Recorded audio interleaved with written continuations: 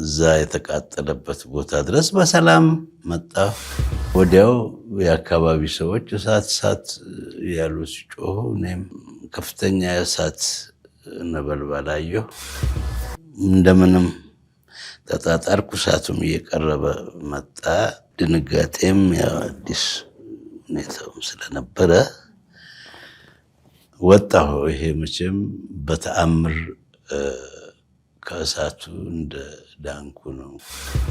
የአካባቢው ሕዝብ እጅግ በጣም በፍጥነትም ባለው በእጁ ባለው አንዳንዱ የጠጣ ከነበረው ውሃ ጀምሮ በአካባቢው አፈር ምን ብቻ ባለው ሁሉ ለማጥፋት ሙከራ አደረገ። እጅግ አስደናቂ ነበር። ይሄንን በተአምር ተርፌያለሁ ማለት እችላለሁ። ወደ ተቃራኒ አቅጣጫ መኪናዋ ዘንብሎ ገደል ከመግባት መዳኔን አስታውሳለሁ። ወዲያው ትንሽ በጤንነቴም ላይ ትንሽ ሊያዞረኝ የሞከረበት ሁኔታ ነበረና ደጋግፈው አድርገው አንዳንዶቹ ውሃ ምን አፍሶብኝ እንትን ሲሉ እኔ ይሄን በአደጋ ላይ እንደዚህ አይነት እንክብካቤ ማየት ማግኘት ራሱ ተመስገን ያሰኛል።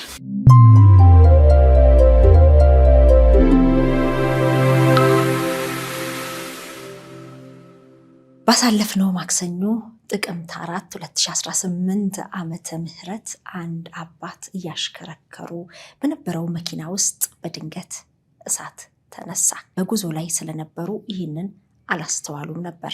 በአካባቢው የነበሩ ሰዎች ግን እሳት ሲሉ እሳቱን ለማጥፋት መሯሯጥ ጀመሩ። እኚህ አባት ከሚያሽከረክሩት መኪና እሳት መያያዙን ዘግይተው ነበር ያወቁት። አሁን ላይ መኪናዋ የፊት ክፍሎቿ ሙሉ ለሙሉ በሚባል ደረጃ በእሳት የወደመ ቢሆንም እኚህ አባት ግን ጭረት ሳይነካቸው ወላፈን ሳይገርፋቸው እንደ እግዚአብሔር ፍቃድ በጤና በሰላም መውጣት ችለዋል። ሰዎች ከበው እንዴት ኖት ሲሏቸውም ተመስገን ነበር ያሉት። ተመስገን ያሉትን አባት እንኳን እግዚአብሔር አተረፉት ብለን ቆይታ ለማድረግ እሳቸውም ፍቃዳቸውን ሰጥተውን እዚህ ሸገር ኢንፎ ሚዲያ ስቱዲዮ ተገኝተዋል። ከእሳቸው ጋር ቆይታ እናደርጋለን። በተለያየ ከባባድ በሚባል ችግር ውስጥ አልፋችሁ ተመስገን ለምትሉ የሸገር ኢንፎ ሚዲያ ተከታታዮች ይህን ስለተረዳችሁ ስለገባችሁ ተመስገን ማለት አለባችሁ እንላለን። ከኛ አባት ጋር ቆይታ እናደርጋለን። አብራችሁ ነው። አሁን ላይ በመጠናቀቅ ላይ ያለ ቤትን ገዝቶ የራስ ማድረግ ብልህነት ነው ስንል የታል መሽ ተገኝቶ ላላችሁ ተከተሉን። አይን አይቶ ልብ ይፈርዳል። ይህ የምትመለከቱት በመሃል ካሳንችስ ከኡራኤል አደባባይ ከፍ ብሎ የብዙዎችን ትኩረት የሳበውና በኩራት የቆመው በባማኮን ሪል ስቴት የተገነባው ጋላክሲ ፊኒሽንግ ሞል ነው። በዚህ G+23 በሆነውና የንግድና የመኖሪያ አፓርትመንቶችን በያዘው ህንፃ ላይ ከባለ 1 እስከ ባለ 3 የመኝታ ቤት አፓርትመንቶችን በተለያየ የካሬ አማራጭ አቅርቦሎታል። ቤቶቹ ይሄ ቀረ የሚባል ምንም እንዳይኖር ጥርት ጥንቅቅ አድርገን እየገነባን ነው። በቤቱ በረንዳ ላይ ሆነው ነፋሻማውን አየር እየሳቡ መንፈሶን ያድሳሉ።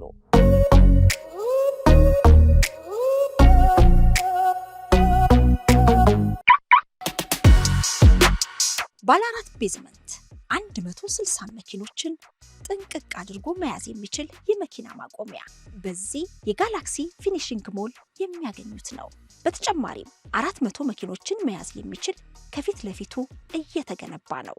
በመሃል ከተማ ጥንቅቅ ተደርጎ የተሰራው የባማኮን የመኖሪያና የንግድ አፓርትመንት ጋላክሲ ፊኒሽንግ ሞል ከካሳንችስ በተጨማሪ የአትላስና የባምቢስ ሳይታችንም ግንባታቸው እየተፋጠነ ነው። አሁን ላይ 70% ደርሷል። ታዲያ የቀሩን ቤቶች ተሸጠው ሳያልቁ ፈጥነው ቤቱን የግሉ ያድርጉ።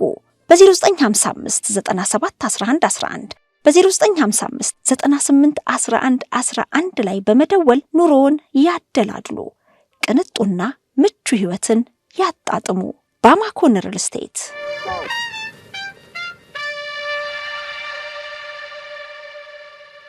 እንኳን ደህና መጡ። እንኳን ደህና ቆያችሁ። እንኳንም እግዚአብሔር አተረፉት። አሜን አሜን። በጣም መቼም ተአምር ነው። እሳት በተያያዘ በነደደ መኪና ውስጥ በጤና መውጣት የእግዚአብሔር ፍቃድ ነው። እውነት ነው። ይሄ እግዚአብሔር እኔን ህይወት ለማዳን በዛውም ደግሞ እንዲመሰገን ያስቀመጠው ይመስለኛል። እውነት ነው፣ እውነት ነው። እስቲ የሸገር ኢንፎ ሚዲያ ተከታታዮችን ተዋውቁልኝ፣ ማናቸው ለሚሉ ራስዎትን አስተዋውቁልኝ። ሳሙኤል ገመዳ ጎበና እባላለሁ። 71 ዓመት እድሜ አለኝ። እንግዲህ በአሽከርካሪነትም ቢሆን ከ1970ዎቹ መጨረሻ ጀምሮ የተለያዩ ደረጃ ያላቸውን ተሽከርካሪዎች አሽከርክሬ እያሽከረከርኩ የነበርኩ ነኝ። ከ30 ዓመት በላይ ከ40 ዓመት በላይ ደረጃውም ቢሆን እስከ 5ኛ ደረጃ መንጃ ፈቃድ። የቀድሞ እንደዛ ነበራል። የከባድ መኪና ለማሽከርከር 5ኛ ያስፈልጋል። እስከዛ ደረጃ ደርሻለሁ ለማለት ነው።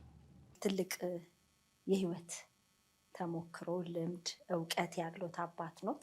ባሳለፍነው ሳምንት አቃቂ ቃሊቲ ክፍለ ከተማ ድንገት ከፊት ለፊት በኩል እሳት ተያይዞ ግን አሽከርካሪው ምንም ሳይገጥማቸው በጤና በሰላም ከመኪና ውስጥ ወጥተዋል። እንደወጡ ደግሞ ተመስገን ነው ያሉት አሉኝ። እርስዎ ኖት? ያው በዕለቱ ከጧት ጀምሮ ትንሽ ረዘም ያለ መንገድ በሷ መጥቼ ጉዳዮች ስለነበሩኝ እዚህ ጉዳዮችን የፈጸምኩ ቆየሁ። በመሃል ከ3-4 ሰዓት ያህል በየቦታው አረፍ እያለች ነበረችና በራሷ ነው ወይስ እርስዎ ለጉዳይ ሲያቆሟት? አይደለም፣ እኔ ራሴ ጉዳይ ስፈጽም ያው አቁሚያት መቆም ስለማይቀር ቆማ ቆየች። መጨረሻ ጉዳዮችን ፈጻጽሜ ነዳጅ ሞላው። ምሳ አንድ ቦታ በልቼ የሚቀጥለውን ጉዞ ለመጀመር እየተንደረደርኩ እያለሁ እና እዛ የተቃጠለበት ቦታ ድረስ በሰላም መጣሁ። ማቋረጫ ቦታ ስለነበረ ቆሜ አንድ ተሽከርካሪ ካሳለፍኩ በኋላ ተነሳሁ። ሄደት እንዳልኩኝ ያው አነስተኛ ድምፅ ብፍ የሚል ድምፅ ሰማሁ። ወዲያው የአካባቢ ሰዎች እሳት ያሉ ሲጮሁ እኔም ከፊት በግራ በኩል ባለው ኮፈን ከፍተኛ የእሳት ነበልባል አየሁ። ቀበቶ ትንሽ አታግሎኝ ነበር። ቢሆንም ቶሎ ፈተው ለመውረድ እንደምንም ተጣጣርኩ። እሳቱም እየቀረበ መጣ። ሰዎችም ወዲያው እኔ በሩን ከፍቼ እንትን ስል ያው በሰዎች በእርዳታ ወጣሁ። ይሄ መቼም በወቅቱ ከበድ ይላል። ድንጋጤም ያው አዲስ ሁኔታውም ስለነበረ ወጣሁ። ይሄ መቼም በተአምር ከእሳቱ እንደ ዳንኩ ነው። ምክንያቱም አወንዳይ በሚል ስም ነው የምትጠራው ተሽከርካሪዋ። በእርግጥ እንደዚህ ነው የቃጠሎ ሁኔታ የአካባቢው ህዝብ እጅግ በጣም በፍጥነትም ባለው በእጁ ባለው አንዳንዱ የጠጣ ከነበረው ውሃ ጀምሮ በአካባቢው አፈር ምን ብቻ ባለው ሁሉ ለማጥፋት ሙከራ አደረገ። እጅግ አስደናቂ ነበር። ይሄንን በተአምር ተርፌያለሁ ማለት እችላለሁ። አሁን ላይ በመጠናቀቅ ላይ ያለ ቤትን ገዝቶ የራስ ማድረግ ብልህነት ነው ስንል የታል መች ተገኝቶ ላላችሁ ተከተሉን። አይን አይቶ ልብ ይፈርዳል። ይህ የምትመለከቱት በመሃል ካሳንችስ ከኡራኤል አደባባይ ከፍ ብሎ የብዙዎችን ትኩረት የሳበውና በኩራት የቆመው በባማኮን ሪል ስቴት የተገነባው ጋላክሲ ፊኒሽንግ ሞል ነው። በዚህ G+23 በሆነውና የንግድና የመኖሪያ አፓርትመንቶችን በያዘው ህንፃ ላይ ከባለ 1 እስከ ባለ 3 የመኝታ ቤት አፓርትመንቶችን በተለያየ የካሬ አማራጭ አቅርቦሎታል። ቤቶቹ ይሄ ቀረ የሚባል ምንም እንዳይኖር ጥርት ጥንቅቅ አድርገን እየገነባን ነው። በቤቱ በረንዳ ላይ ሆነው ነፋሻማውን አየር እየሳቡ መንፈሶን ያድሳሉ።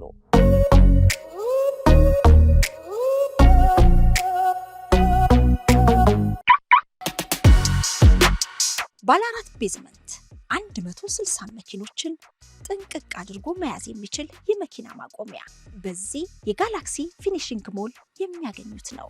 በተጨማሪም 400 መኪኖችን መያዝ የሚችል ከፊት ለፊቱ እየተገነባ ነው። በመሃል ከተማ ጥንቅቅ ተደርጎ የተሰራው የባማኮን የመኖሪያና የንግድ አፓርትመንት ጋላክሲ ፊኒሽንግ ሞል ከካሳንችስ በተጨማሪ የአትላስና የባምቤስ ሳይታችንም ግንባታቸው እየተፋጠነ ነው። አሁን ላይ 70% ደርሷል። ታዲያ የቀሩን ቤቶች ተሸጠው ሳያልቁ ፈጥነው ቤቶን የግሉ ያድርጉ። በ0955 97 11 11 በ0955 98 11 11 ላይ በመደወል ኑሮውን ያደላድሉ። ቅንጡና ምቹ ህይወትን ያጣጥሙ። ባማኮን ሪል ስቴት።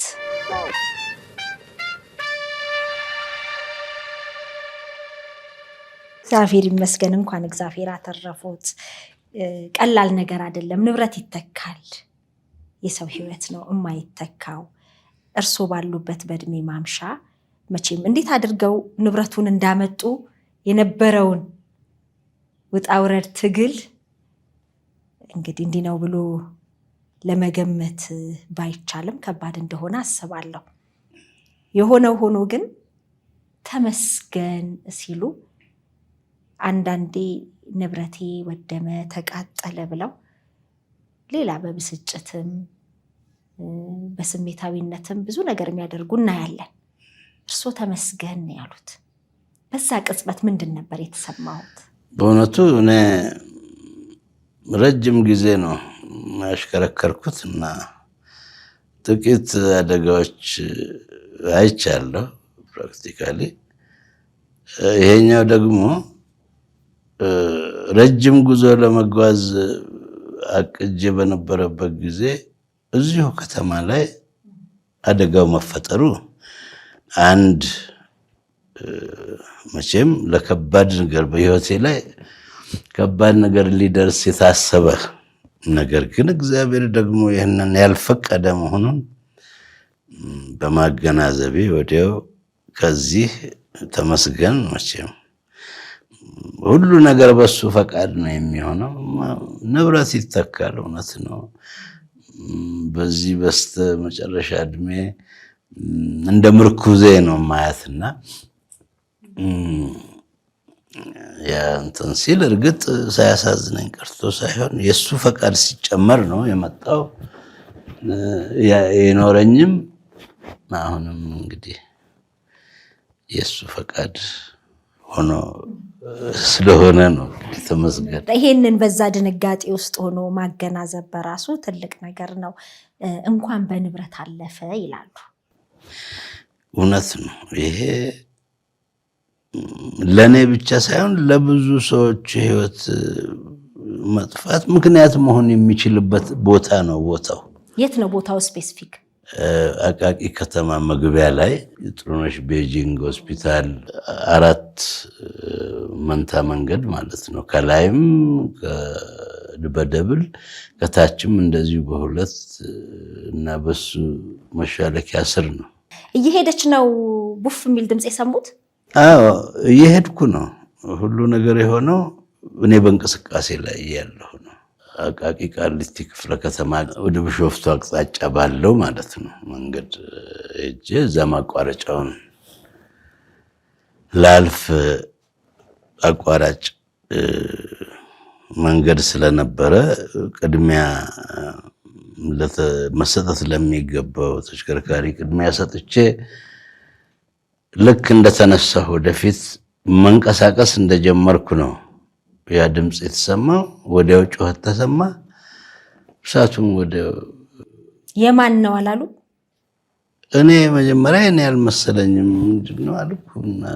ምንም የታየኝ ነገር የለም።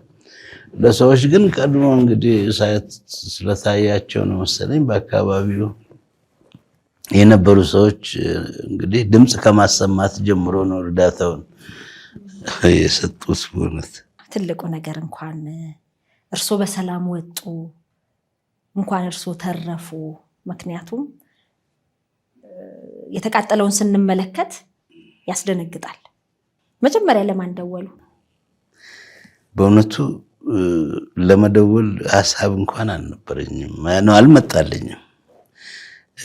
ብዙ ሰዎችን እዛ አካባቢ ስላየው እርዳታ እያደረጉ ስለሆነ አልታሰበኝም። የሆነ ሆኖ ግን ትንሽ ከዘገየሁ በኋላ ከተረጋጋሁ በኋላ ቤተሰብ ጋር እንደወልኩ ወዲያው አካባቢው በቅርብ የነበሩት ተገኙ። እንግዲህ ከዛ በኋላ ያለው ቀስ በቀስ እኔም መረጋጋት አመጣሁ እና ከፖሊስ ጋር ያው የነበረውን ግዴታ ወይ ደግሞ ቃል የመስጠት ግዴታ ስለነበር ያው ቃል ሰጠሁ። በዚህ ሁኔታ ነው። አሁን ላይ በመጠናቀቅ ላይ ያለ ቤትን ገዝቶ የራስ ማድረግ ብልህነት ነው ስንል የታል መሽ ተገኝቶ ላላችሁ ተከተሉን። አይን አይቶ ልብ ይፈርዳል። ይህ የምትመለከቱት በመሃል ካሳንችስ ከኡራኤል አደባባይ ከፍ ብሎ የብዙዎችን ትኩረት የሳበውና በኩራት የቆመው በባማኮን ሪል ስቴት የተገነባው ጋላክሲ ፊኒሽንግ ሞል ነው። በዚህ G+23 በሆነውና የንግድና የመኖሪያ አፓርትመንቶችን በያዘው ህንፃ ላይ ከባለ 1 እስከ ባለ 3 የመኝታ ቤት አፓርትመንቶችን በተለያየ የካሬ አማራጭ አቅርቦሎታል። ቤቶቹ ይሄ ቀረ የሚባል ምንም እንዳይኖር ጥርት ጥንቅቅ አድርገን እየገነባን ነው። በቤቱ በረንዳ ላይ ሆነው ነፋሻማውን አየር እየሳቡ መንፈሶን ያድሳሉ።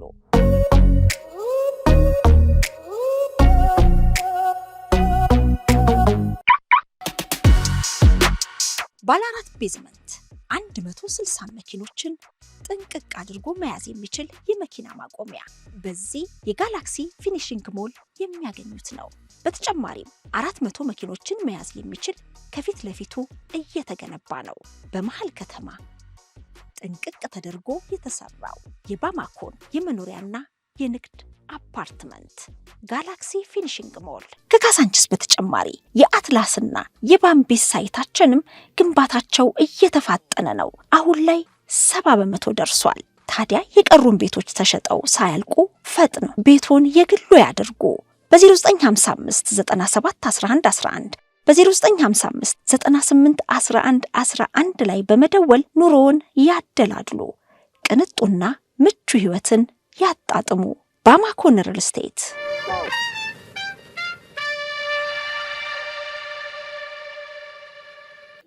ምን ያህል ነው ተባለው የጉዳት መጠኗ?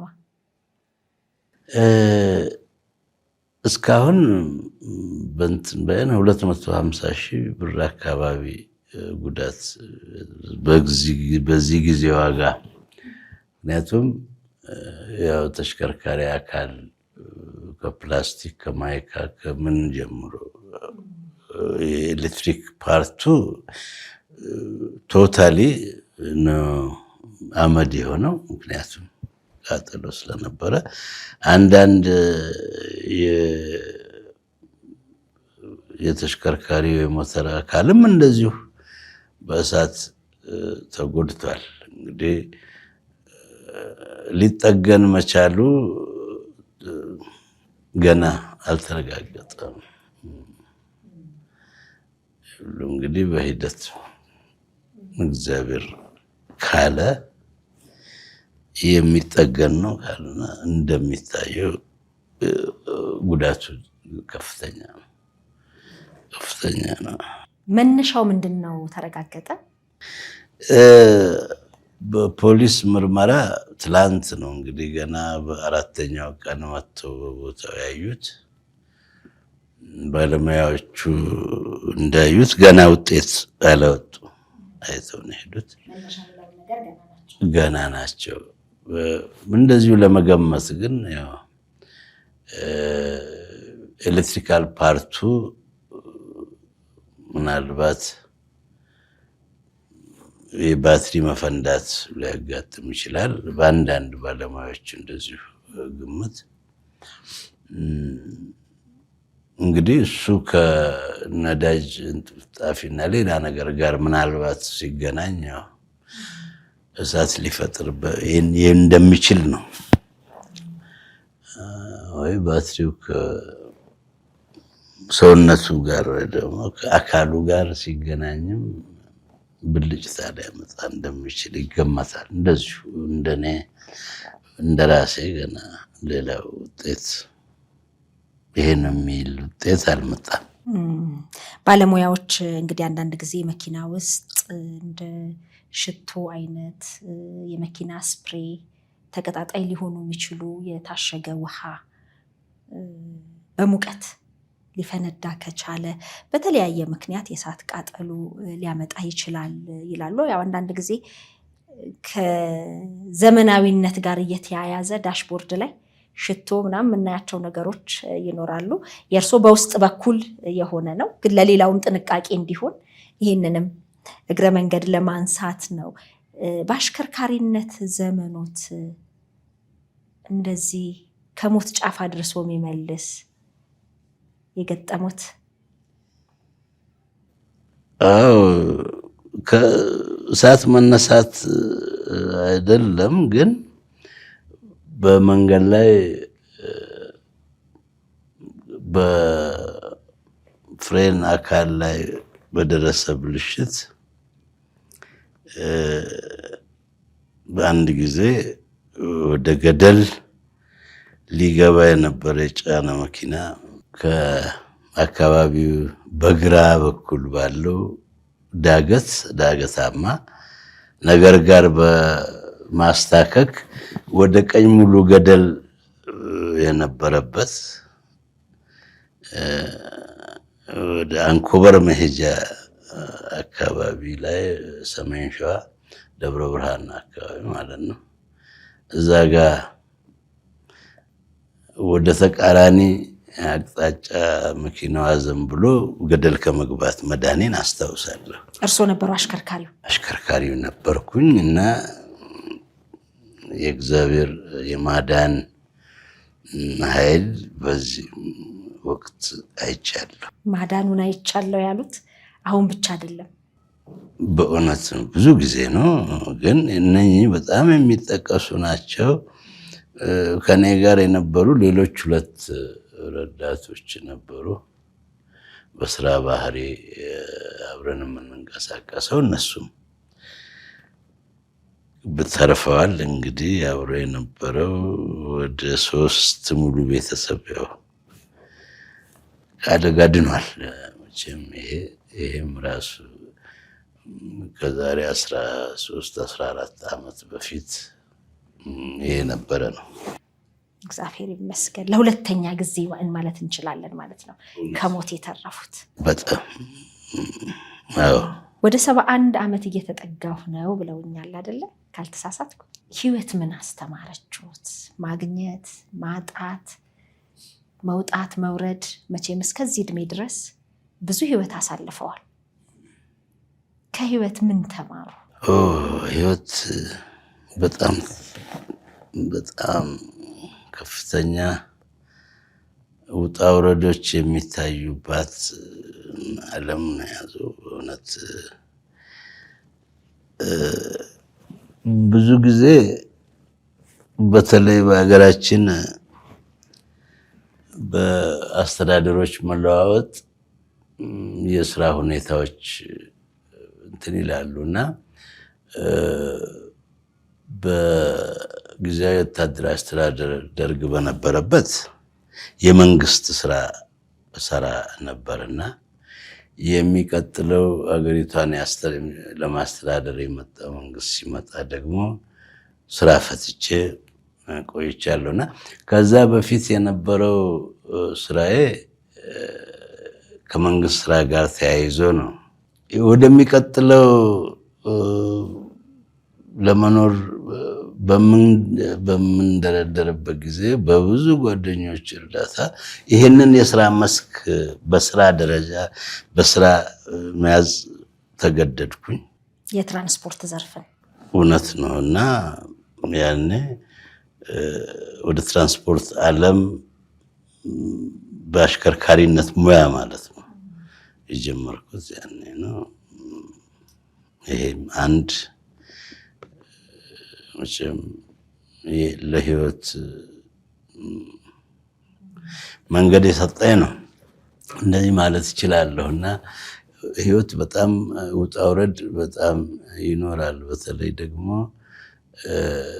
ለኔ ብቻ ሳይሆን ከኋላ ያሉት ቤተሰቦች፣ ዘመዶች፣ እርዳታ የሚፈልጉ ወላጆች ጭምር ወንድሞች እህቶች ጭምር ይሄ የግድ ነበር። ወደ ስራ መግባቶት ወደዛ የግድ ነበር እና እግዚአብሔር ይመስገን እንግዲህ ከጊዜ ወደ ጊዜ ይሄንን የኑሮ መለዋወጥ አይቻለሁ። እንግዲህ የስርዓት መለዋወጥ፣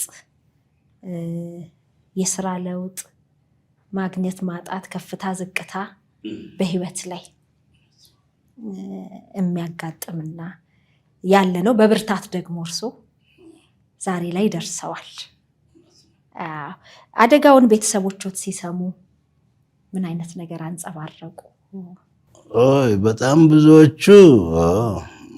ብዙዎቹ አካሌ ላይ ጉዳት እንደደረሰና ከዚህ አካል ላይ ምንም ጉዳት አልደረሰም የሚለውን ለማረጋገጥ እርግጠኞች አልነበሩም እና ብዙዎቹ ቪዲዮ አድርግ ምናምን የሚሉም ሰዎች ነበሩና አለማመን ነበር የታየው። እርግጥ አይደለ? ልጆች አሉት? አሉኝ። 2 ልጆች አሉኝ። ሁለቱም በአሁኑ ጊዜ እኔ ጋር አይደሉም። ራሳቸውን ችለው በውጭ ሀገር ነው ያሉት። አንዱ ጀርመን ሀገር ነው ያለው። አንድ ልጄ ደግሞ ስዊድን ሀገር ነው ያለችው። ሩቅ ያለ ሰው ደግሞ ይሄን ሲሰማ በተለይ በማህበራዊ ሚዲያ ላይ ከሆነ ደግሞ ያዩት እኔ ለነሱ ለመደወል ያስባሉ ብዬ እንትን አለ እና ሌሎች ዘመዶች የራሳቸው እንዳይነግሯቸው እንትን ብዬ ነበር። ባልታወቀ ሁኔታ ግን ከሚዲያ ይሆናል እናንተም ብለው ሲደውሉ ብዙዎቹ ተደንቀዋል። እኔም ቶሎ ለማሳመን ሞክሬ እኔም ራሴን ለማሳየትም ደህና ነኝ አታስቡ ለማለት ቀድሞ ማን ደወለ? ጀርመን ያለው ወይስ ስዊድን ያለችው? ጀርመን ያለው ነው የደወለው። ስራ ላይ እንዳለ ነው መሰለኝ እሱ ያየው። ማህበራዊ ሚዲያ ላይ ነው ያየው። ሌላ ጓደኛው አይቶ እስቲ ደውል ሲለው ያው ሌላ የእህቴ ልጅ ጋር ነው የደወለውና ኧረ ደህና ነው እሱ ሰምቷል። አትንገር ብዬ ስለነበረ እንትን አለ። ተጠራጥሮ በቃ ሚዲያ እንትን ብሏል መሰለኝ ደወለ። በጣም ሌላ ጊዜ በማይደውልበት ሰዓት ስራ ላይ ሆኖ ደህና ነኝ ነው። አሁን እንግዲህ እየተመለከቱም ከሆነ እግዚአብሔር አትርፎታል። ቀላል አይደለም የወጡበት ነገር። እኔ በተለይ እንደወጡ ተመስገን ያሉት ሲሉ በጣም ነው የተደነቅኩት። እውነት ነው። ይሄ መቼም ወዲያው ትንሽ በጤንነቴም ላይ ትንሽ ሊያዞረኝ የሞከረበት ሁኔታ ነበረና ደጋግፈው አድርገው አንዳንዶቹ ውሃ ምን አፍሶብኝ እንትን ሲሉ እኔ ይሄን በአደጋ ላይ እንደዚህ አይነት እንክብካቤ ማየት ማግኘት ራሱ ተመስገን ያሰኛል። ከዛ ውስጥ መውጣት ደግሞ የበለጠ እና በእውነት ተመስገን የሚያስብሉ አጋጣሚዎች ተገኝተው ነበር። እውነት ነው። እንግዲህ እኛም በምንም አይነት ነገር ውስጥ ተመስገን ማለት የሚለውንም እንድናይ ስላደረገን ለተመልካቾቻችንም እንደው እንኳን እግዚአብሔር አተረፉት ብለን መጠነኛ ቆይታ እንድናደርግ ስንጠይቆት ፍቃደኛ ሆነው እዚህ ስለመጡ በእውነት በጣም እናመሰግናለን። እግዚአብሔር ያክብርልን በተመልካቾቻችን ስም። ከዚህም የሚመለከተው ሊማር ይችላል የሚሉትን ቀደም ሲልም አንስተዋል። እንደ ማጠቃለያም እንደው ይሄንን ማገናዘብ ቢችሉ ይሄንን ከቁም ነገር ቢወስዱ የሚሉትን እስቲ። በሰው ልጆች ህይወት ውስጥ ኑሮን ለማሸነፍ ብዙ ውጣ ውረዶች ይኖራሉና በዚህ ሂደት ደግሞ ሊያጋጥሙ የሚችሉ ችግሮች በርካቶች ይሆናሉ። እስካሁን በሂደት እንዳየዋቸው። ስለዚህ ሰዎች ማንኛውም አይነት ነገር ሲገጥማቸው ሊመጣ እንደሚችል ቀድሞ መገመት ከተቻለ ቀድሞ ቢገምቱ፣ ካልሆነ ደግሞ ሲደርስ ራሱ የሆነበት ምናልባትም ለሚቀጥለው ኑሯቸው እነሱን ሊያስተምር እንደመጣ አድርጎ መቀበል ቢችሉ በእውነት የተሻለ ይሆናል ብዬ ነው የማስበውና ሰዎች ማንኛውም ሊገጥማቸው የሚችለውን ችግር በአሸናፊነት የሚወጡት የሚቀጥል የበለጠ ነገር ሊኖር ይችላል በሚል ቢገምቱ ደስ ይለኛል። እንደዛ ቢሆን ያስተምራል ብዬ አምናለሁ። እግዚአብሔር ያክብርልኝ። በጣም ነው የማመሰግነው። በድጋሚ እንኳን እግዚአብሔር አተረፉት። እንግዲህ የተቃጠለው የተበላሸው ይተካል፣ የማይተካው የሰው ልጅ ህይወት ነውና እንኳን በጤና በህይወት ተርፈው ለሌሎችም ለሚሰሙ ለሚያደምጡ ተመስገን የሚለውን የእሱን ኃያልነት የሚገልጸውን ደግመን በእርሱ አንደበት ለመስማት እንኳን ቻለን ነው ማለት የምፈልገው። እኔም በጣም አመሰግናለሁ እና አደጋውን ሰምተው ጤንነቴን ወይ ደግሞ ሙሉ ጤንነቴን ያላዩ ወዳጅ ዘመዶች፣ ሌሎችም ተመልካቾች ደህና መሆኔን እንዲያዩና በዚህ አጋጣሚ ይህንን እድል ስለሰጣችሁ በጣም አመሰግናለሁ። እግዚአብሔር ያክብርልኝ። ውድ የሸገር ኢንፎ ሚዲያ ተከታታዮች የ2018 የአዲስ ዓመት እቅድ ልንገራችሁ። ቤተሰቦቼን ወደ 1 ሚሊዮን ማድረስ ነው። ይህ መቼም ከባድ ይሆናል ብዬ አላስብም። ምክንያቱም በሸገር ኢንፎ ሚዲያ የምንለቃቸውን ቪዲዮዎች የሚመለከቱ 60% የሚደርሱ ቤተሰቦቻችን ሰብስክራይብ ያላደረጉ ናቸው። ስለዚህ እናንተ በዚህ ሰዓት ይህንን ቪዲዮ የምትከታተሉ ሰብስክራይብ የምትለውን በተን ነካ ካደረጋችሁ ይህንን እቅዴን ታሳኩልኛላችሁ። ስለዚህ በቅርቡ 1 ሚሊዮን ለመድረስ እንድንችል እናንተ ሰብስክራይብ ያላደረጋችሁ ውድ ቤተሰቦቻችን ሰብስክራይብ እንድታደርጉ በአክብሮት ነው የምንጠይቀው።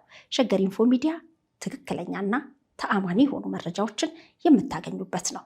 እናመሰግናለን።